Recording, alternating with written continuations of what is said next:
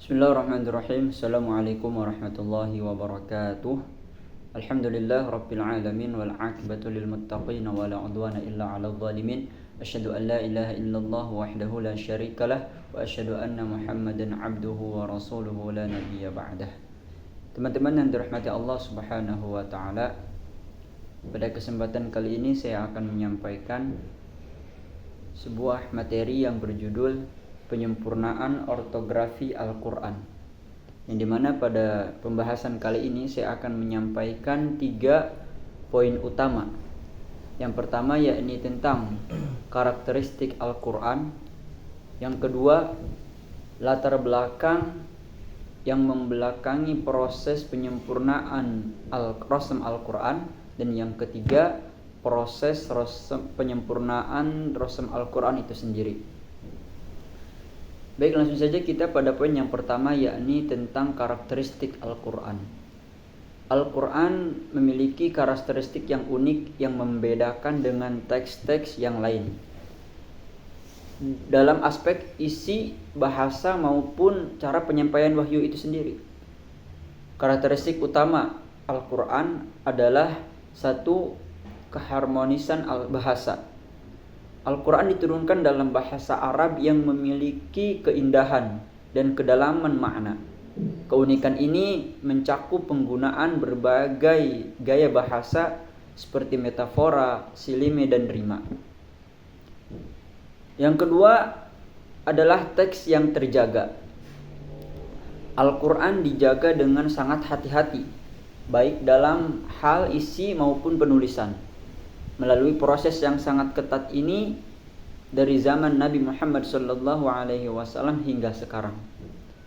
Yang ketiga, keutamaan rasam atau penulisan. Yang ketiga adalah keaslian rasam. Pada awalnya Al-Quran ditulis tanpa harokat dan tanda baca.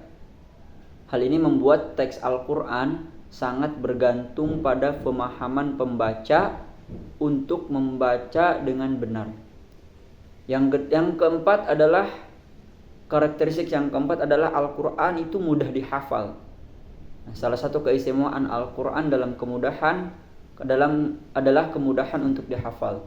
Bahkan orang yang tidak mengerti, orang-orang yang tidak berbicara bahasa Arab secara alami, ini membuat Al-Quran dapat tersebar luas dengan cepat. Namun untuk memastikan bahwa makna dan pengucapan setiap kata tetap tepat, proses penyempurnaan ortografi atau penulisan Al-Quran ini harus tetap dilaksanakan. Yang kedua, yakni latar belakang yang membelakangi proses penyempurnaan rasam Al-Quran. Pada awalnya penulisan Al-Quran menggunakan rasam Utsmani yang tidak mencakup harokat maupun tanda baca.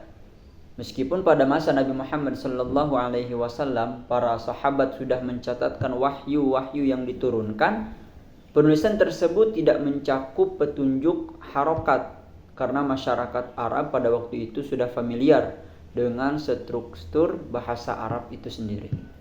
Namun ketika Islam mulai menyebar ke berbagai wilayah yang berbahasa selain Arab, kebingungan mulai muncul dalam cara membaca Al-Quran. Banyak orang yang tidak berbicara Arab mengalami kesulitan dalam melafalkan teks Al-Quran dengan benar. Beberapa kata dalam bahasa Arab memiliki pengucapan yang sangat mirip, namun memiliki makna yang berbeda sehingga dapat menyebabkan kesalahan tafsir. Untuk mengatasi hal ini, maka pada masa pemerintahan Khalifah Utsman bin Affan, yakni abad ke-7, beliau memerintahkan penyusunan kembali Al-Quran dengan menggunakan rasam yang lebih standar, yang dikenal dengan Rasmul Utsmani. Meskipun demikian, rasam ini tetap tanpa harokat dan tanpa tanda baca. Kemudian penyempurnaan ortografi Al-Quran ini dimulai lebih lanjut pada masa kekhalifahan berikutnya dengan diperkenalkannya tanda baca, harokat, dan sistem penulisan lainnya untuk memudahkan pembacaan yang benar. Kemudian proses penyempurnaan rasam Al-Quran. Di dalam rekonstruksi sejarah Al-Quran, yakni penyempurnaan rasam Al-Quran, apabila kita melihat dari sudut pandang sejarah dan perkembangan ilmiah, maka ada beberapa proses.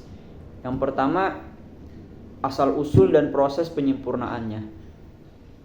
Bahwa proses penyempurnaan rasam Al-Quran tidak hanya terjadi dalam satu periode saja, tetapi berlangsung secara berkelanjutan seiring dengan perkembangan masyarakat muslim dan kebutuhan untuk mempermudah pembacaan Al-Quran.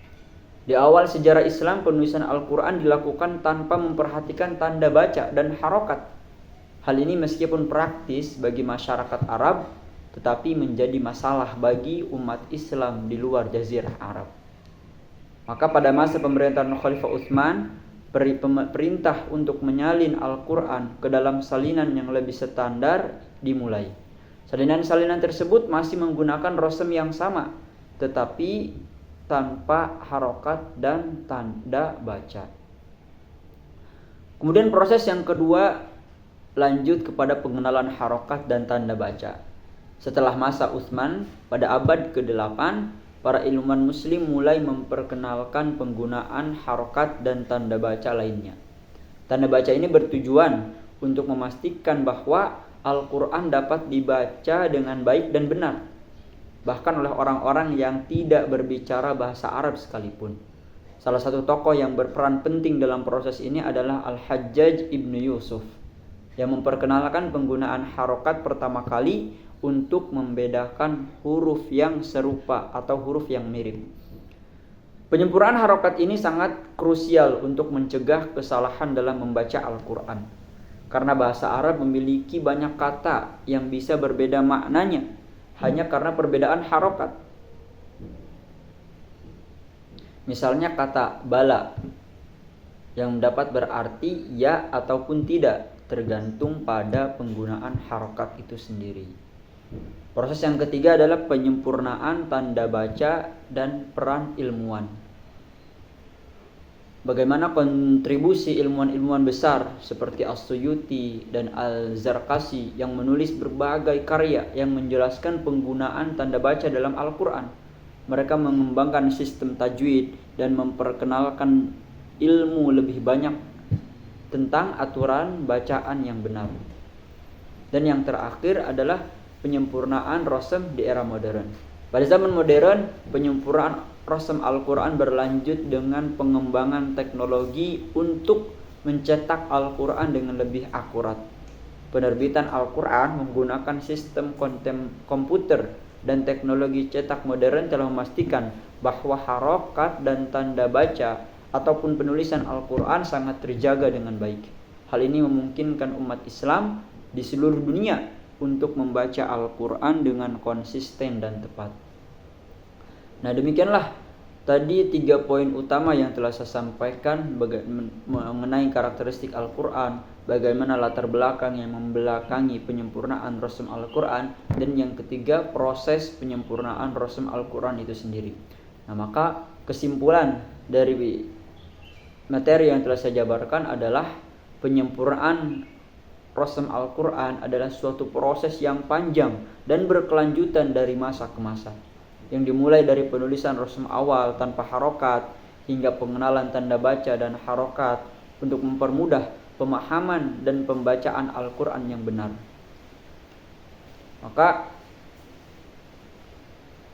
dalam buku rekonstruksi sejarah Al-Quran, penulis yakni Taufik Amal menjelaskan secara rinci tentang bagaimana penyempurnaan ini terjadi, dimulai dari perintah Khalifah Utsman hingga peran ilmuwan-ilmuwan besar Islam dalam memformalkan sistem bacaan yang benar. Penyempurnaan rasam ini sangat penting untuk menjaga keaslian makna Al-Quran dan menghindari kesalahan dalam pembacaan dan tafsiran ayat-ayatnya. Dengan demikian, Al-Quran tetap terjaga baik dalam hal bacaan maupun pemahaman, meskipun umat Islam tersebar di berbagai penjuru dunia dan berbicara dalam berbagai bahasa. Mungkin itu saja yang dapat saya sampaikan. Kurang lebihnya mohon maaf. Wabillahi taufiq wal hidayah. Wassalamualaikum warahmatullahi wabarakatuh.